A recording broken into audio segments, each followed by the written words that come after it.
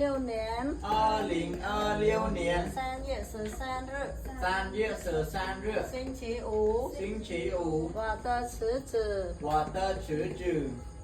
我在学校用它，我在学校用它， ខ្ញុំនៅសាលាប្រើវា ខ្ញុំនៅសាលាប្រើវា I use it at school I use it at school 它帮助我画图它帮助我画图 It help me draw It help me draw 我喜欢我的侄子我喜欢我的侄子 I like my ruler I like my ruler ខ្ញុំចូលចិត្តបន្ទាត់របស់ខ្ញុំ ខ្ញុំចូលចិត្តបន្ទាត់របស់ខ្ញុំ 我的车子បន្ទាត់របស់ខ្ញុំចាយ 我在小小用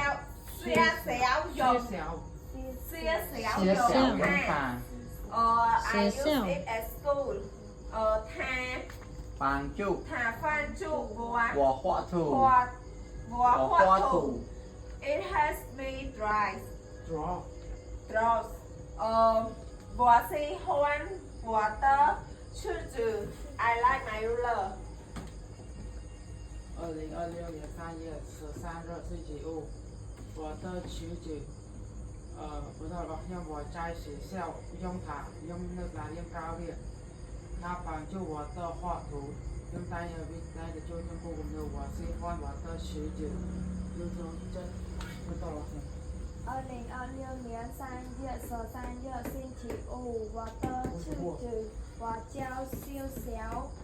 用它，我帮助我画图，我喜欢我的侄子。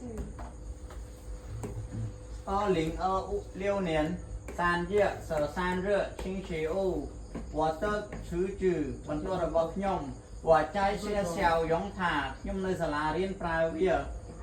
我帮助我画图它帮助我它帮助我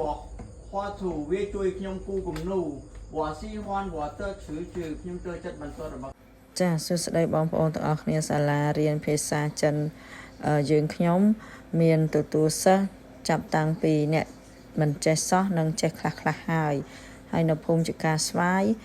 បើសិនជាបងប្អូនទាំងអស់គ្នាមានបំណងចង់រៀនភាសាចិនអាចទាក់ទងនឹងខ្ញុំបាន